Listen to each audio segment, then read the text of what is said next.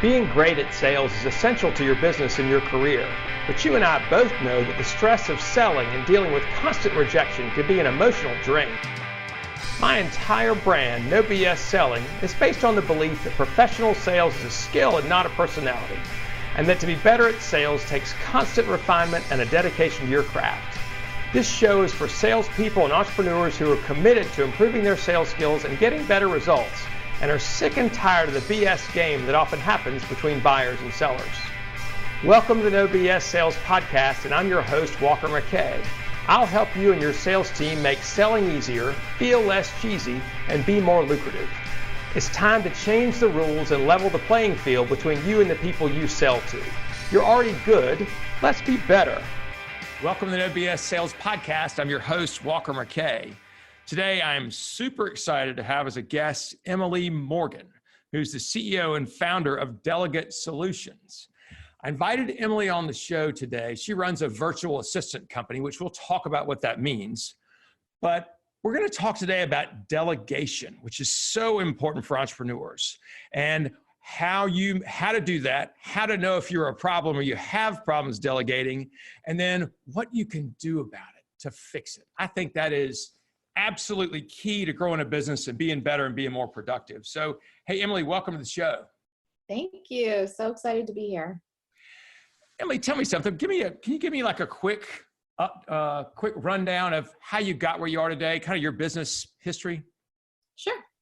So I started my company in 2007, right after my son was born. I was raised by a stay-at-home mom and really knew that I wanted to be present, to spend some time with my son while he was growing up, but really didn't want to have to deal with a commute and coming in and out of the city every day and daycare and all that stuff. Right. So, my background prior to starting my company was working as an admin. So for my whole career, I had done project management. I had supported CEOs, CFOs, and really just sort of thought, how can I take my skill set and do it more flexibly and do it remotely? So, after my son was born, I started the business. And for a number of years, it was just me working in the business and, doing it flexibly while I was working another job. And then I reached a point where it got busy enough that I was able to leave the job, and they actually came on as a client, and my former boss came on as a client. So we were growing, and over time I started to add more, virtual assistants into the company and was growing using that methodology, but found that I had a really hard time controlling the quality of the service that was being delivered. Tell me something. When did you think growing up or in college or at any point in your life before you said, I'm going to start a company, did you see yourself as an entrepreneur? Did you ever say, hey, I want to run my own company? Or is this just something that you said, shit, I got to do something? Yeah, never. And that's one of my personal passions, is to create some kind of exposure experience for high school age kids, because growing up, I thought I'm going to be a teacher, just like my parents were teachers. Mm-hmm. And it was never in my purview, entrepreneurship at all.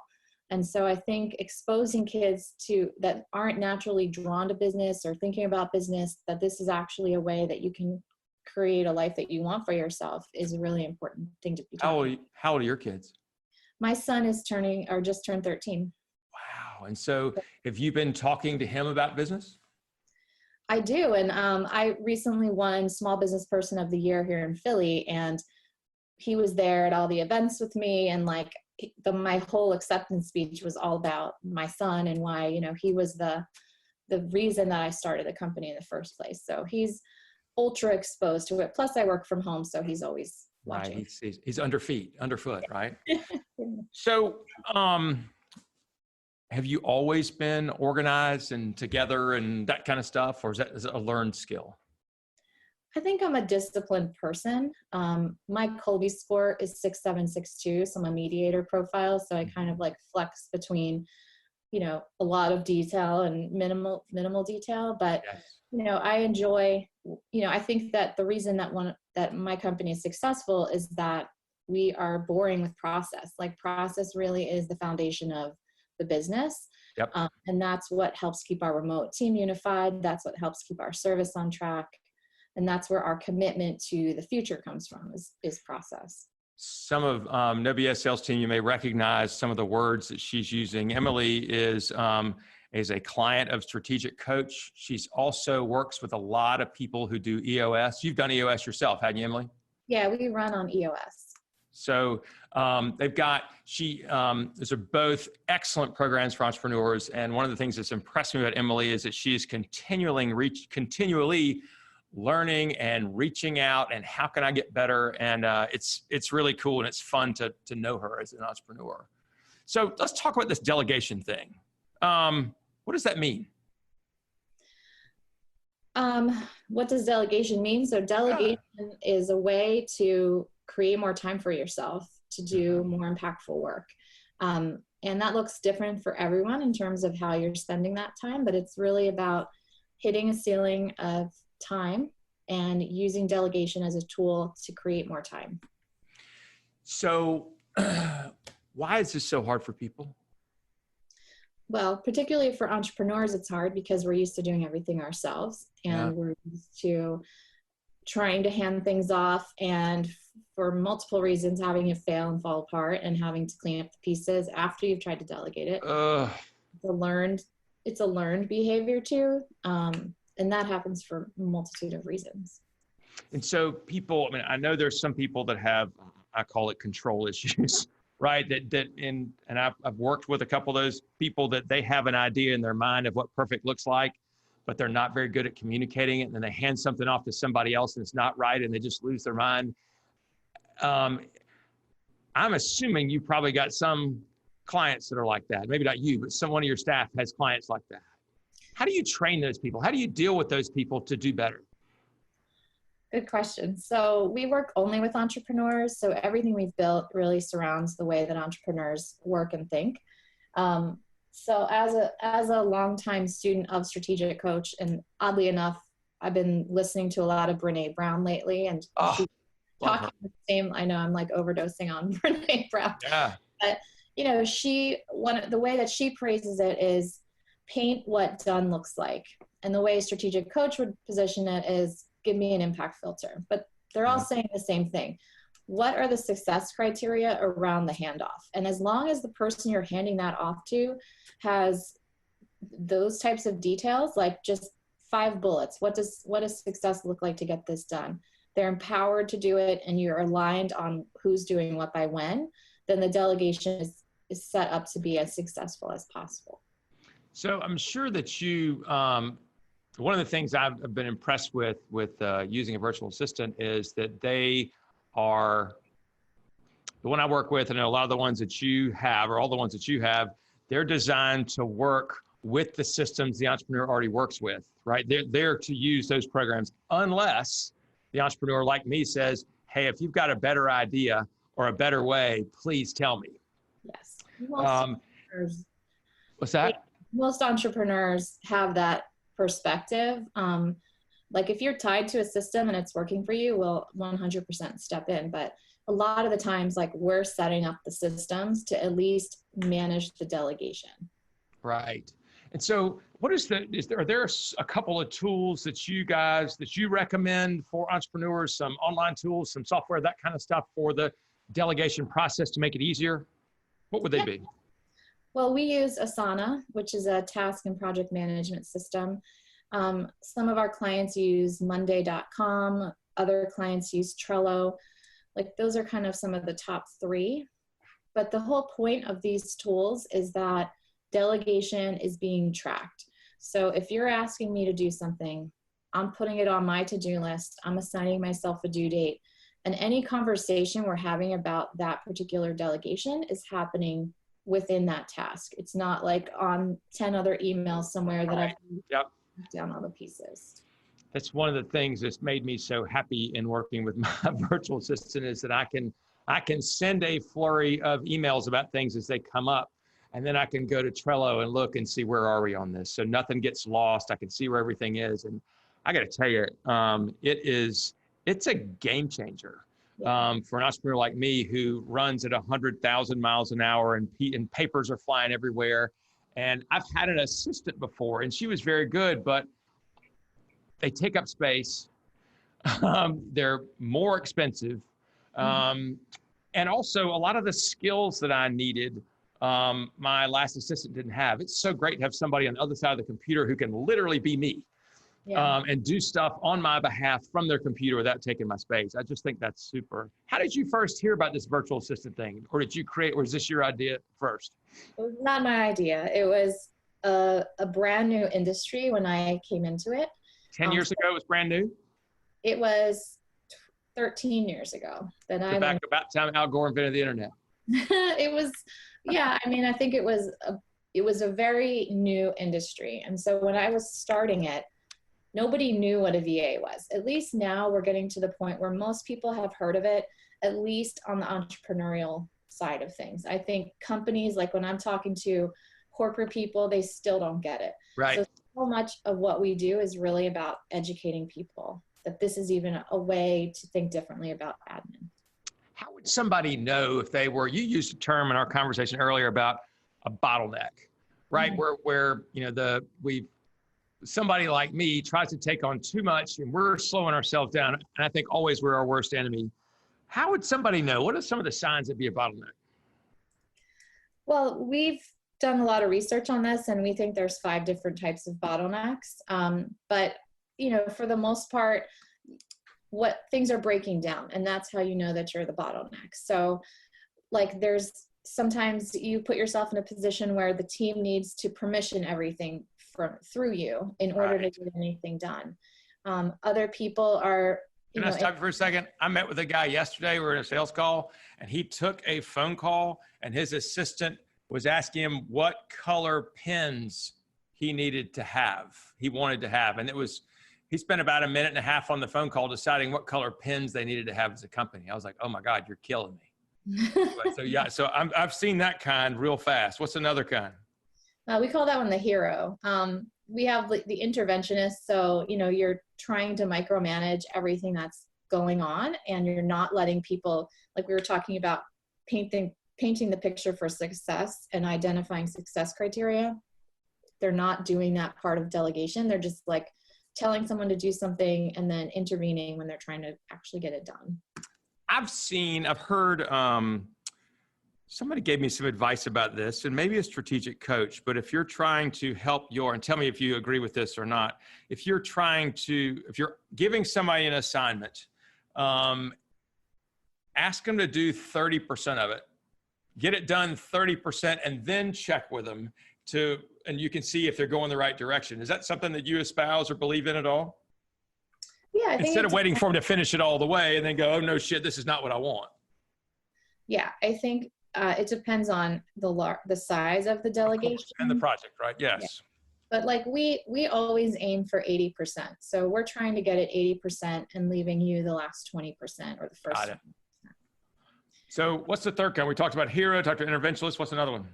Isolationist. So these are the people that say they want help, but then they don't create the space or time to be able to communicate with someone to be able to help them through the delegation. So they're not valuing the time that's necessary for someone else to be able to step in and do it. So in other words, they say, I need this done right now, but it might be a longer project, or they just they can't figure out what it is to delegate. They say they want to delegate, but they can't figure out how to do that. It's not that. It's that they don't make time to answer questions, to be able to have conversations. Got it. And they think, well, I gave this to you. And well, naturally the person, if it's not delegated properly, and even if it is, they might have questions. And so what is your availability to even have those conversations? Yeah, I can definitely see that. What else? What's the next one? The next one is the time optimist. And I think this is probably many of us are here because especially entrepreneurs, like you're just overly optimistic about what can actually get accomplished. And it really wears down your staff and it tires them out and it can be toxic to the team. So what that means is that they think you can get everything done today? Yep. And the team is unfocused and confused and not clear on the priorities, which, EOS is really great for creating that level of clarity, at least when it comes to key information, key priorities. So, and EOS, by the way, stands for Entrepreneurial Operating System, which is it's an operating system for entrepreneurs, right? To help run their business and create what are and to decide what are priorities and how do we do them. And it's a great thing. So the time optimist. So what's the fifth? So the last one is the dreamer. And the dreamer is, you haven't defined what success looks like. You haven't really thought through the idea in enough detail to make it become a reality. So another great tool for that is the impact filter, because it forces you to like vet your own ideas around some project. Explain the impact filter. So the impact filter is really where you define the success criteria of the project, but it's also a way for you to check whether or not this project is actually important to you. Because you're like, what is the impact that this project is going to make if I do it or I don't do it? And so it forces you to like ask yourself just a couple questions before you try and hand it over to someone to do. Because the other thing is the team gets burnt out if you're just constantly throwing ideas at them all day long. They don't understand that you're just brainstorming. They're on the execution mindset. Yeah. You know, they're like, okay, now I have to do this. And you're just like, no, I'm just trying to talk about it, you know? So. I heard a guy, I was listening to one of Dan Sullivan's podcasts, the 10X podcast with Joe Polish. And I got to admit, their accents drive me crazy. But it was a couple of years ago, and they talked about the difference, talked about assistants, and people, entrepreneurs like me and probably like you, need two kinds of assistants. Number one is a project person that they can hand a big project, and that person then says, okay, I got it. And then they create systems to fix the project, and then they hand the systems over to somebody who can do them over and over and over again. And a lot of us make the mistake of hiring the systems person and throwing a bunch of projects at them, which makes them go crazy. And then nobody wins. They say you need the person that makes it up, so that's the entrepreneur. You need the person who makes it real, and that's the project manager. And then you need the person who makes it repeat or recur, and that's the project assistant. So in our service model, we provide those last two pieces. So you're getting two team members. We call them strategist and implementer, but one is about driving the delegation strategy, helping hold you accountable, managing projects and putting processes together. And the other one is really executing the day in, day out activities that need to be done. Fascinating. So what is some, if you were to offer an entrepreneur advice, one who knows they're overwhelmed, how would they know it's time to hire somebody like you? My very strong opinion is that any entrepreneur at any phase really needs support. And the sooner you embrace that for yourself, the faster you can go, because it's going to free you up to focus on the bigger picture where you're going to have the most impact. So I would argue that at every stage of business, you need support, even from the very beginning. I 100% agree. And the way I look at it, and this is not nothing really new, but is that if I'm doing my job right, my time should be worth $500 to $1,000 an hour at least. And if there are tasks that I'm doing that are worth $10, $15, $20, $50 an hour, I need to be handing those off to somebody else so that I can work on the $500, $1,000 an hour stuff. Exactly. And it's easy for me to justify. I have an assistant, and I use her 30 hours a month. Yeah. And that is, quite frankly, I may use her more than that soon, but as I get ramped up, 30 hours a month to take that off of me, if I can spend half that time on $500 and $1,000 an hour stuff, I am winning big time and not bogged down in all the crap. Plus, so you're having more energy because you're doing work that is your unique ability type activities. Yes. And you're setting a good habit for yourself from the very beginning around how you should be spending your time and things that you don't need to be doing. And that's a hard thing to hear when you're first starting out, because you're going to come at it with the mindset of you're going to do it all yourself. But what happens is you meet a ceiling of time where you're either going to work yourself like crazy and burn out, or you're going to put healthy habits in place that allow you to have people to delegate to. Or the other option is that you continue to do this and you work like hell and you work all this time, and then you fall apart, your business falls apart, and you lose your clients. Right. Because your delivery and whatever else you're doing is shoddy and it sucks. And Right. nobody wants to work with somebody who sucks. And I think, part of what makes at least our service businesses scalable is process, right? So if you have someone that is helping extract the processes of how you onboard clients, how you deliver X, Y, and Z in a way that like you're just sort of innately doing, but they can come at it from a process mindset and look at what you're doing to create a repeatable process that can then be executed on. I think that's where a lot of entrepreneurs get hung up, is they think that their work is so unique and it's so complex. And at the end of the day, to us, from an administrative perspective, we don't care. You're not unique. We're industry agnostic. Nothing you're doing, we haven't done in 10 other industries, honestly. And I think that's a big misconception around getting an assistant. I absolutely agree with you. And I see, and not all the time, but a lot of people that run companies will tell me as I go talk to them about their sales teams, well, our business is different. And I'll say, of course it's different. Absolutely. But your customers aren't, right? You've still got to go deal with human beings, right? And they still want to hire somebody. Sales in my mind is having somebody trust you enough to give you money to make a problem go away.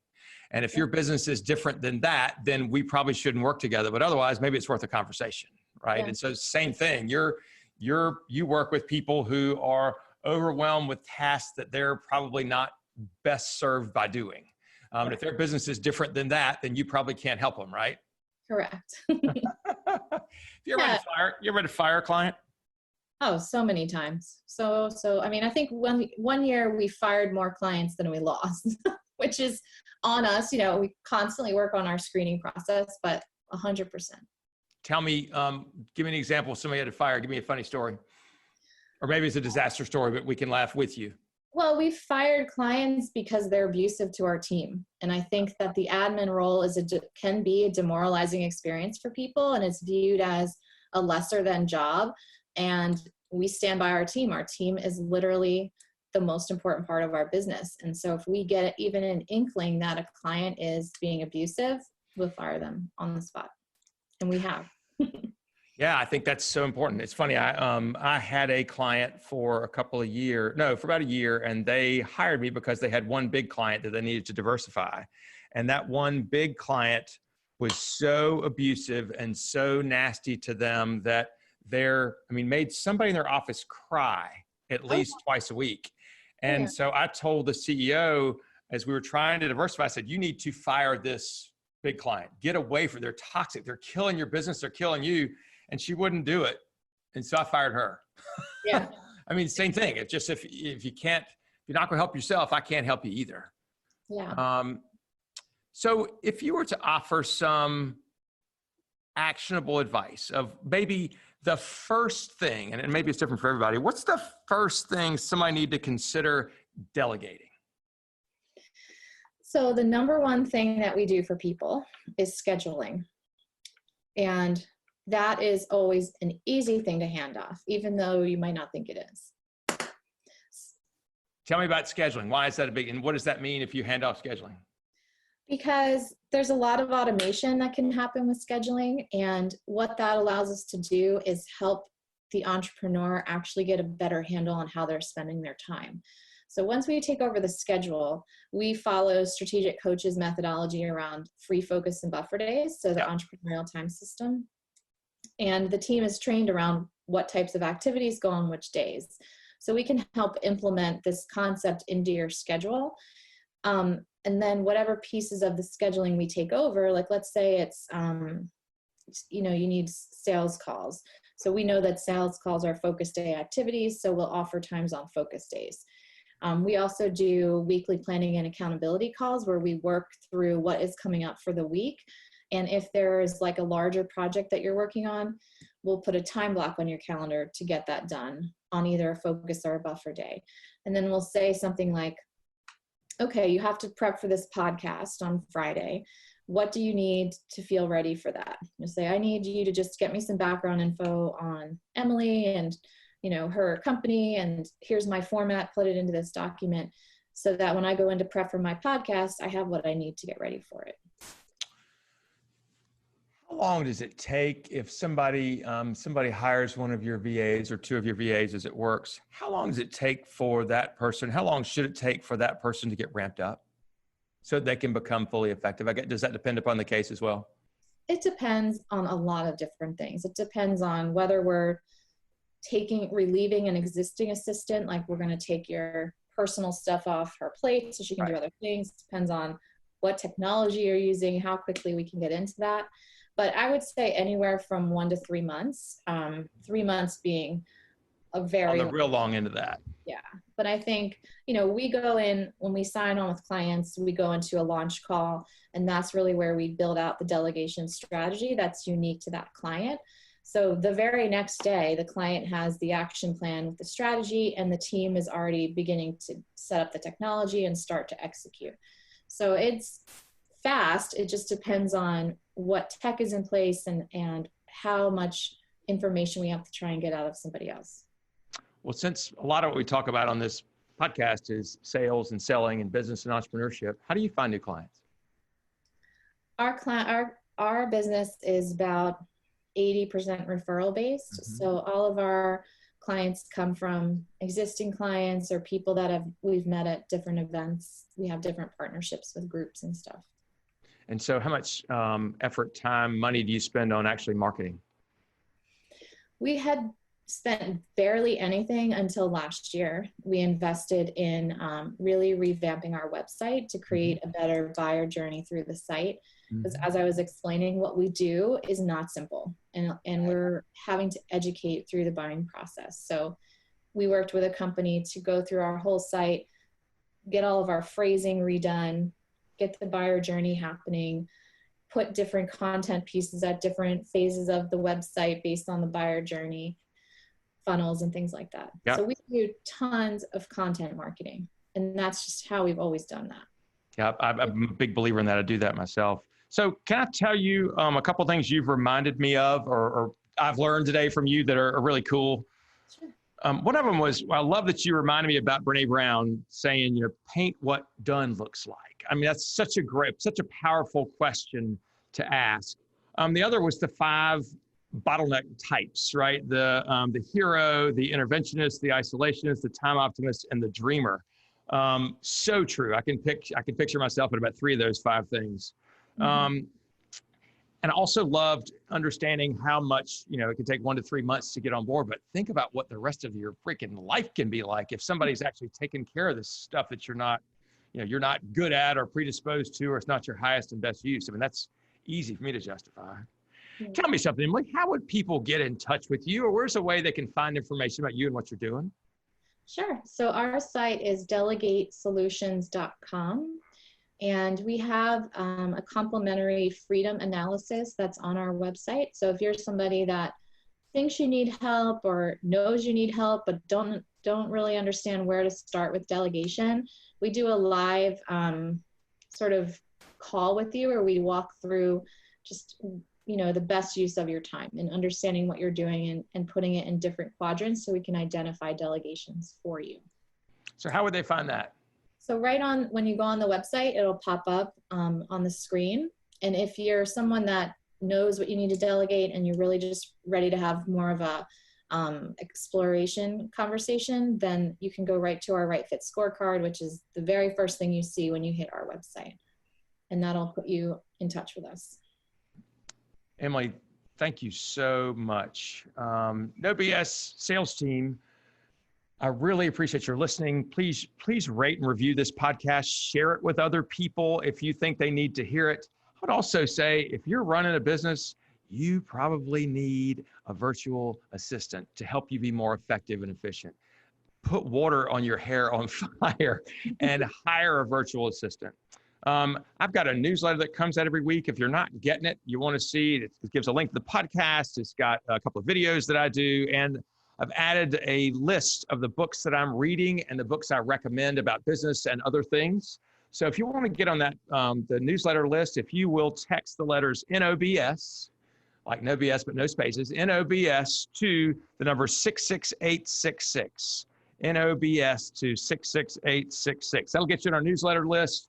It also, pretty soon, we're going to put out a pre-order list. My course, the No BS Sales System course, will be coming out in about, I think, maybe 45 days. So if you want to get on that list to make sure you receive information, go to the newsletter list, sign up there, and we'll be putting out information that comes along. Hey, Emily, thank you so much for being on the show. You've been a great guest and shared a bunch of cool information. Thank you, Walker. It's great to be here. Thanks. All right, guys. See you next week.